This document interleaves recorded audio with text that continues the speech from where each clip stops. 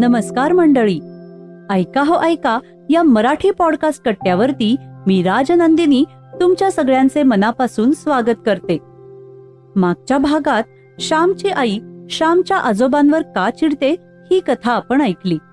आजच्या भागात आपण औंध संस्थानात शिकण्यासाठी गेलेला श्याम घरी का परतला ही कथा ऐकणार आहोत. रात्र 35वी. आईचे चिंतामय जीवन. मी औंध संस्थानात शिकायला गेलो होतो, परंतु तेथून माझी उचलबांगडी देवाला करायची होती.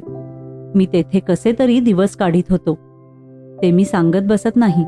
साऱ्याच गरिबांना तसे दिवस काढावे लागतात. मला माझ्या आईच्या आठवणी सांगायच्या आहेत. त्या आठवणींपुरता माझा जो संबंध येईल तो मात्र मला सांगणे भाग आहे. पुण्याला माझ्या मावशीजवळ माझा सर्वात धाकटा भाऊ सदानंद होता.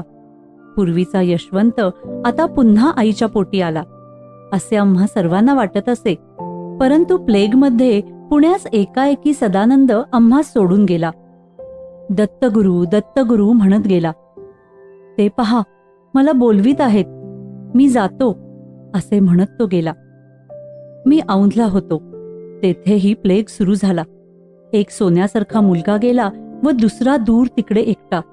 तेथेही प्लेग आहे हे ऐकून माझ्या आईचा जीव वरखाली होत होता. सदानंदाचे दुःख ताजे होते. किती दिवस झाले तरी तिच्या डोळ्यांचे पाणी खळेना. परंतु ते दुःख कमी होत आहे तो तिला माझी चिंता जाळू लागली. चिंतामय तिचे ते जीवन होते. प्लेगमुळे औंधची शाळा बंद झाली. बाहेरगावच्या विद्यार्थ्यांनी निघून जावे असे सांगण्यात आले. मी कोठे जाणार? पैसे तरी जवळ कुठे होते? मी माझ्या जवळची घोंगडी विकली. काही चांगली पुस्तके विकली. 5 रुपये जमा झाले व पुन्हा औंध सोडून मी निघालो. 2-3 महिने शाळा बंद राहील असा अंदाज होता. मी हर्णे बंदरात उतरलो. गाडी ठरवून पालगडास आलो. पहाटेच्या वेळेस मी गाडीतून उतरलो. वडाच्या झाडावर गरुड पक्षी आले होते. ते मोठ्याने ओरडून गाव जाग करत होते. आजूबाजूला भोपाळ्या, कोठे वेद पण ऐकू येत होते. मी भाडे देऊन माझ्या कवाडात शिरलो. मला वाईट वाटत होते. मला पाहिल्यावर आईला धाकट्या भावाची पुन्हा आठवण येऊन ती रडेल अशी भीती वाटत होती. हळूहळू मी अंगणात आलो. अंगणातून ओटीवर आलो. घरात आई ताक करत होती. ताक करताना शांतपणे कृष्णाचे गाणे म्हणत होती. गोड मधुर प्रेमळ गाणे. गोकुळात खाशी तू दही दूध लोणी, परब्रह्म होतसी तू नेणे परी कोणी. एक राधा मात्र झाली वेडी तुझ्यासाठी, पूर्णपणे झाली म्हणे देवा तुझी भेटी. मी ओटीवर ते गाणे ऐकत उभा राहिलो. दार लोटण्याचे धैर्य होईना. परंतु किती वेळ उभा राहणार? शेवटी दार लटकले. थाप मारली. कोण? आईने विचारले. मी श्याम असे उत्तर दिले. श्याम, आला रे माझा बाळ. आले हो असे म्हणत लगबगीने येऊन आईने दार उघडले. आईने मला पोटाशी धरले. देवांना नमस्कार कर, मी त्यांना गूळ ठेवते हो. बस आधी. किती रे तुझ्या वाटेकडे डोळे लावले होते. त्याला देवाने नेले म्हटले दुसरा दृष्टीस पडतो की नाही. असे म्हणताना आईचा कंठ भरून आला व मी पण रडू लागलो. वडील शौचास गेले होते. ते अंगणात येताच आई पुढे होऊन म्हणाली. म्हटलं श्याम आला हो आपला, आत्ताच आला. ते पाय धुवून घरात आले. मी त्यांना नमस्कार केला. श्याम, गणपतीवर आवर्तन करत होतो, आलास शेवटी. खुशाल आहेस ना? सदानंद गेला असे म्हणून त्यांनी डोळ्यांना उपरणे लावले. नीट जरा अंथरुणावर, बाहेर थंडी आहे, आई मला म्हणाली. मी कपडे काढले. चूळ भरून आईच्या अंथरुणावर निजलो. आईची चौघडी अंगावर घेतली. ती चौघडी नसून जणू आईचे प्रेमच पांघरले होते. मी जणू आईजवळ तिच्या कुशीतच निजलो आहे असे मला वाटत होते.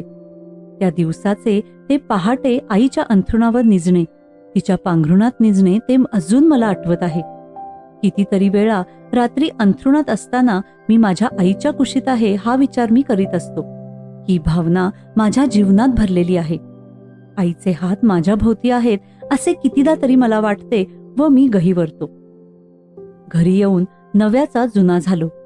धाकटा पुरुषोत्तम घरातील व गावातील हकीकती सांगत होता. मी त्याला माझ्या गोष्टी सांगत होतो. औंधच्या कवठाच्या फळाच्या बाबतीतली माझी फजिती कशी झाली ते त्याला मी सांगितले. कोकणात कोंबडीच्या अंड्याला कवठ म्हणतात, कोकणात कवठाची फळे नाहीत. औंधला एक मित्र मला म्हणाला, तुला कवठ आवडते का रे? मी त्याच्यावर संतापलो. माझे मित्र त्याला हसले. औंधला तळ्यात एक दिवस मी कसा बुडत होतो, तेथील यमाईचे देऊळ, रानातील मोर सारे त्याला सांगत होतो. पुरुषोत्तमही कोणी पाटीलवाडीचा मनुष्य पसाऱ्याला गेला असता साप चावून कसा मेला, कोणाची गाय चरताना पान लागून कशी मेली वगैरे सांगितले.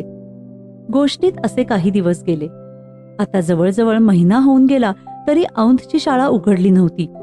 माझ्या वडिलांना ते खरे वाटेना. तिकडे माझे जमत नाही म्हणून हात हलवीत परत आलो असे त्यांना वाटू लागले. अशी शंका त्यांच्या मनात दुडावत होती. एके दिवशी रात्री पुरुषोत्तम जवळ गोष्टी बोलत मी अंथरुणावर पडलो होतो. दोघे भाऊ प्रेमाने एका पांघरुणात निजून बोलत होते.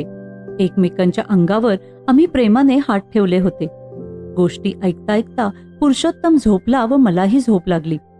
परंतु एकदम दचकून जागा झालो तेव्हा पुढील संवाद माझ्या कानावर पडले. आई गोवाऱ्या निशीत होती. दुसऱ्या दिवसाच्या भाजीची तयारी चालली होती. वडीलही गोवाऱ्या निवडत होते. हाताने काम चालले होते व दोघे जण बोलत होते.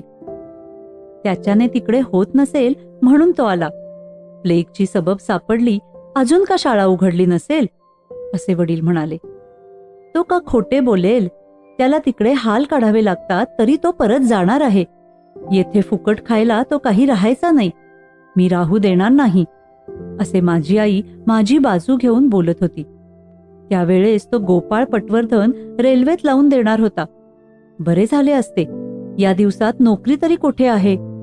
परंतु तुम्हा मायलेकांना पसंत पडले नाही. वडील पुन्हा म्हणाले, पण इतक्यात त्याला नोकरी करायची नाही.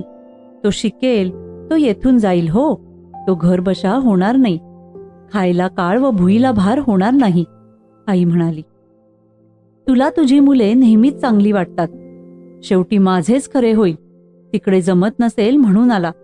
एक दिवस बिंग बाहेर पडेल. वडील आपले म्हणणे पुढे चालवित होते. शेवटी माझ्याने राहावेना. मी अंथरुणात उठून बसलो व म्हणालो, भाऊ, मी काही चोरून ऐकत नव्हतो. मी एकदम जागा झालो, तुमचे म्हणणे ऐकले. मी उद्याच येथून जातो. मग औंधला प्लेग असो वा नसो. माझ्यावर जर तुमचा विश्वास नाही तर येथे कशाला राहू मी? मी केवळ खाण्यासाठी आणि माशा मारीत बसण्यासाठी येतो आलो नव्हतो.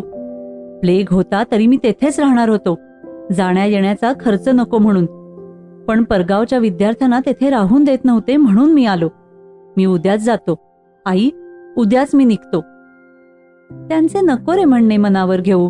तिकडचा प्लेग थांबू दे मग जा. हो श्याम, माझे वेडीचे ऐक. आई म्हणाली, मी थांबणार नाही. उद्या येथून माझी रवानगी कर. भाऊ, पुन्हा एकदा 10 रुपये तुमच्याजवळ मागितले पाहिजेत. तेवढे कृपा करून द्या. आई, चिंता करू नको. देव तारी त्याला कोण मारी? ज्याला जगवायचे त्याला तो रोगाच्या भर साथीतही जगवेल, अफाट समुद्रातही तारील. मी म्हटले, तू तरी त्यांचाच ना मुलगा. तुझ्या लहानपणाचा हट्टी स्वभाव थोडाच जाईल. जा बाबांनो, कोठेही खुशाल रहा म्हणजे झाले. माझ्या मेलीचे डोळे देव का मिटत नाही काय समजत नाही. चांगली सोन्यासारखी पोरे नेतो, आम्हाला रडवायला राखतो असे आई रडत म्हणाली. रात्र गेली व दिवस उजाडला. मी आईला म्हटले, माझे जाण्याचे ठरले आहे. आज नाही तर महिन्याभराने जावे लागणारच ना. तू परवानगी दे.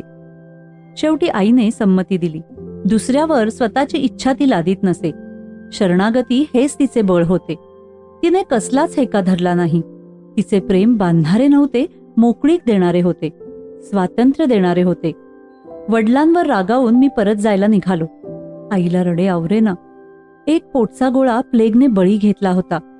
दुसरा प्लेगात उडी घ्यायला जात होता. परंतु ती काय करणार? बाप लेकांच्या झगड्यात ती गाय मात्र रडवली जात होती.